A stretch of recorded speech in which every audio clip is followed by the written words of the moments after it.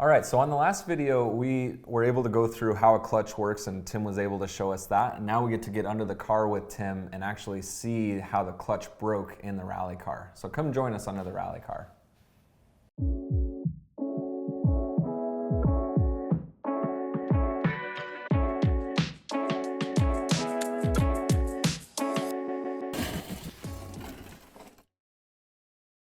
Okay, so one of the things I wanted to show you, the transmission, once you take the transmission out, now you can see the clutch cover, the green clutch cover, and you can see the clutch plate inside.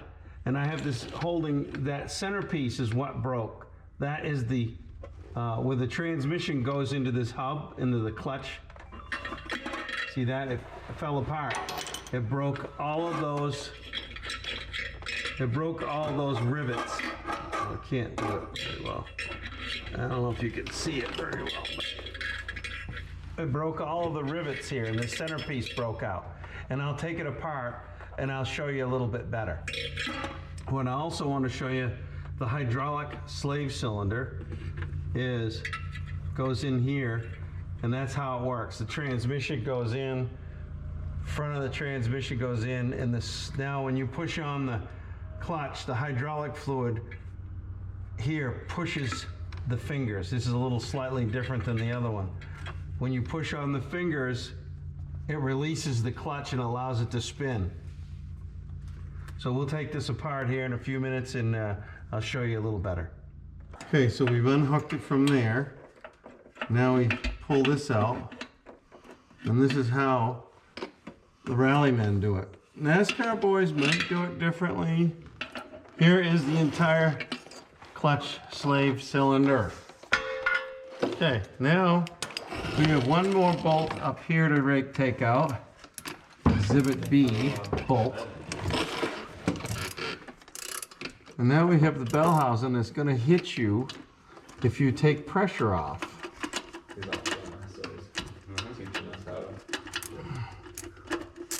So don't let it hit you in the face. And all the bolts out, I think. I don't know. Red eye.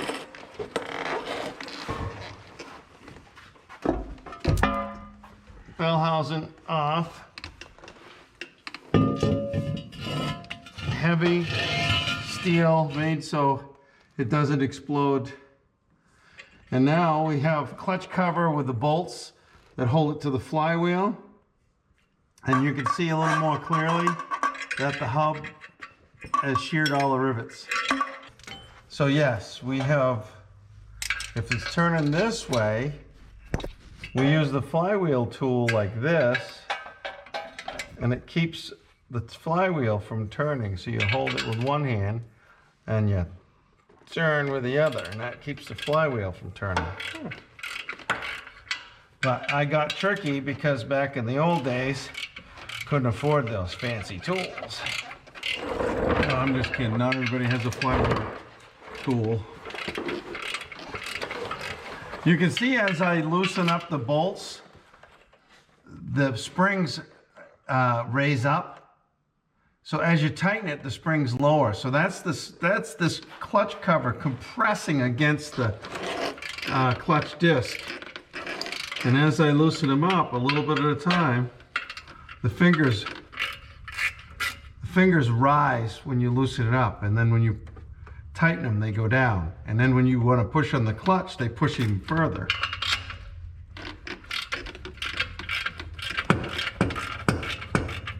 Yeah, we don't need this anymore.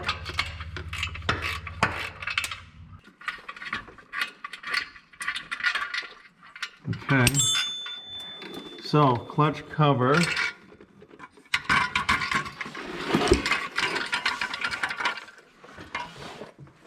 So here's all the rivets sheared off.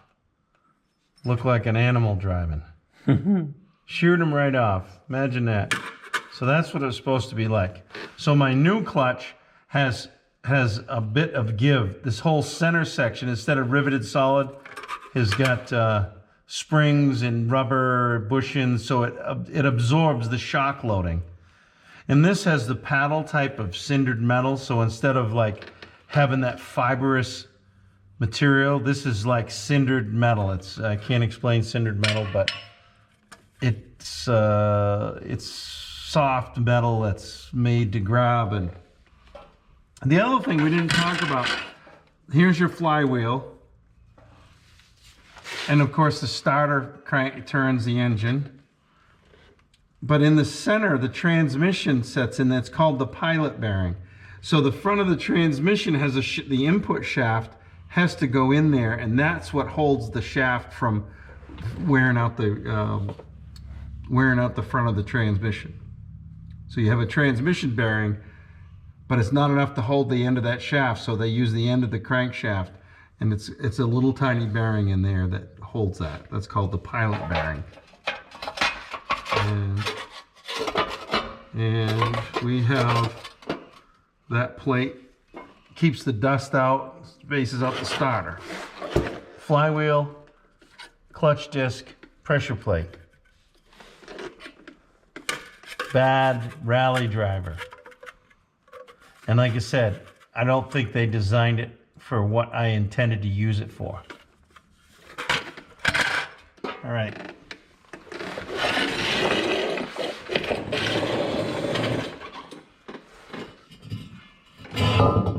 These bell housings are designed for drag racing, and they're made out of steel. The aluminum ones, if the clutch ever blew apart, it could go through here and into the car. So the drag racers have steel bell housings, and that's the only reason I got an AMC bell housing to fit a Jericho transmission, is because they still drag race these cars, and they needed it for drag racing. And I wanted it more than safety, but I knew an aluminum bell housing wouldn't last in this application. The loading and shock loading would ruin a bell housing. And plus the old AMC bell housings are hard to find, and they're 50 years old, and they're aluminum. And yeah, my first indication if there was something wrong was I found all these rivet heads inside my bell housing. About 3 miles of racing before the end of the finish, I ran out of fuel. If you're going to win, you're not going to experiment, you're not going to practice, you're not going to try new things. Right. You found that maybe this was a chance, you kind of breathe a little bit, sigh of relief. No, I definitely can't lose twice, right? If I ever get in this situation again, I have that experience. You'll have a funnel too, because you know better. Into 3 left. 3 left. 4 right short. 4 left. Opens. 6 left. Got lucky. Yeah.